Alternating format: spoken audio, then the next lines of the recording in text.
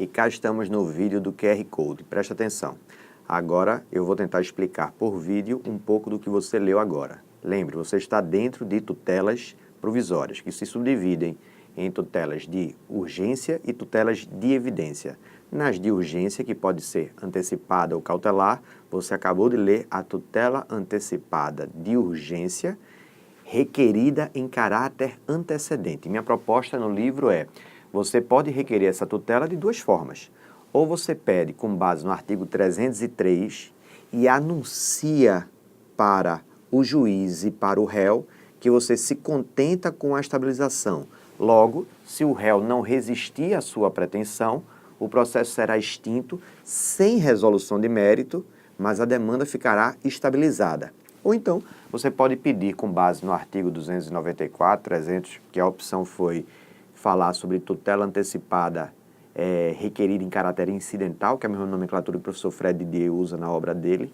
Só que aí, nessa forma de pedir, se a medida for deferida e o réu não impugná-la, não haverá extinção do processo. O processo prosseguirá para que você substitua essa tutela provisória por uma tutela definitiva, que tende à formação da coisa julgada material. Então, o objetivo aqui é lhe anunciar que você pode ir pelo caminho da tutela antecipada antecedente para se contentar com a estabilização ou requerer, da forma tradicional que nós tínhamos no Código de 73, a tutela antecipada incidental, a nomenclatura que estamos utilizando, mas cujo objetivo é obter uma decisão provisória, mas que venha posteriormente ser substituída por uma tutela definitiva. O que eu quero trabalhar com você agora? Aquela imagem, esse fluxograma que está aí no seu livro, só que eu explicando visualmente, ok? Vamos lá para a imagem. Nessa imagem aqui que você tem no seu livro, na figura 4, perceba, a tutela antecipada, ela vai ser requerida nesta petição inicial aqui. Então, você formulou a petição inicial de forma simplificada. Olha aqui a nomenclatura simplificada. Aqui você se limitou a pedir a tutela antecipada e dizer que tem interesse pela estabilização. Distribuída a petição inicial, essa questão vai ter que ser analisada pelo juiz. Por isso que o conteúdo desse ato, desse pronunciamento do magistrado, é uma decisão interlocutória. Temos duas situações a enfrentar aqui. A primeira delas, vamos para o pior cenário, o juiz indeferiu a liminar. Se ele indeferiu a liminar, o prazo que o código abre para você não são os 15 dias, mas 5 dias. Nestes 5 dias daqui, o que você vai ter? Duas opções. O autor adita a petição inicial, presta atenção, o autor adita a petição inicial e aí, sem tutela concedida, o processo continua. O ato seguinte, perceba, é aquele do procedimento comum, intimação das partes para a audiência e, em seguida, a audiência de conciliação e mediação, caso ela seja frustrada, é que abre o prazo de contestação do réu. Mas perceba que esse cenário daqui foi porque o autor aditou.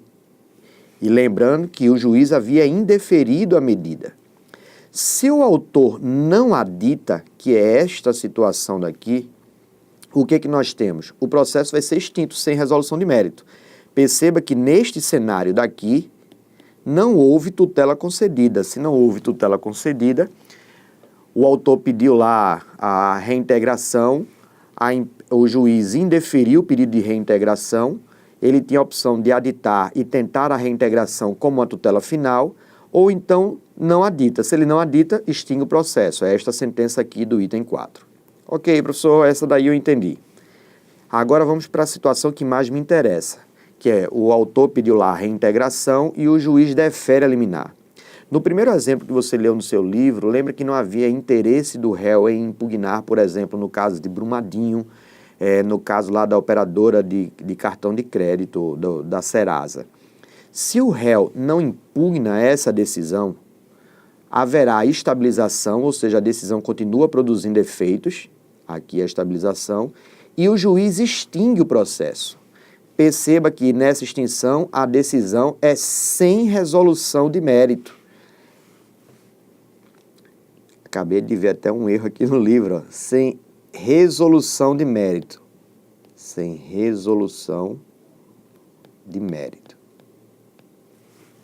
Agora, o que acontecerá se houver a impugnação?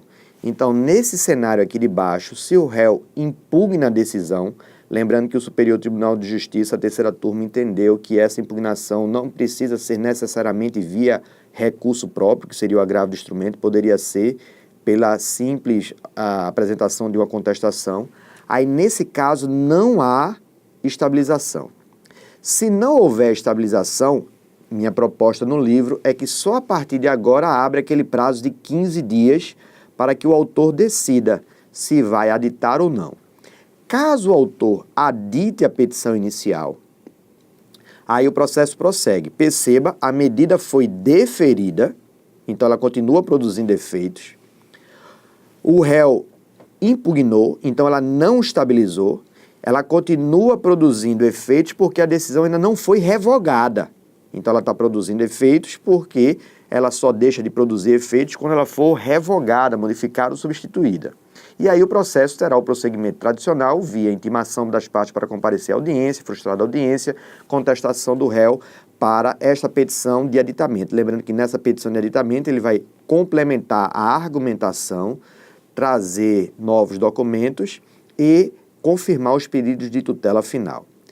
Nesse caso aqui, houve o aditamento, o processo prosseguiu. Mas se o autor, perceba de novo, juiz deferiu a medida, o réu impugna, então não haverá estabilização, e o autor não adita, aí o processo é extinto. Nesse caso de extinção, aí volta para mim, a pergunta seria, se houver extinção, professor, o que vai acontecer com a medida? Essa medida, como ela não está estabilizada porque o réu não resistiu a ela deixa de produzir efeitos. Veja que na situação anterior ela continuou produzindo efeitos porque o processo continuou, mesmo não estabilizada, como ela foi deferida e ainda não foi substituída por outra, pela modificação por um recurso, ou o próprio juiz reanalisou a questão a partir dessa petição. Então, como ela ainda continua produzindo, como ela não foi revogada, substituída ou modificada, ela continua produzindo efeitos, certo? Só que nessa segunda hipótese que eu estou lhe trazendo agora o autor pediu a medida, ela foi deferida, mas o réu resistiu, impugnou. Nesse caso, ela não estabiliza. Só que aí, observe, como o autor não aditou, o processo vai ser extinto. Na hora que o processo for extinto, como ela não estava estabilizada, essa decisão deixa de produzir efeitos. E aí vem a pergunta, e o prejuízo que o réu eventualmente tenha sofrido pela efetivação dessa medida? Aí a minha proposta é a aplicação do artigo 302, parágrafo único, ou seja, o réu terá direito a ser ressarcido, inclusive nos próprios autos. Ok? Espero que tenham gostado. Reveja essa imagem após esse vídeo. Até a próxima.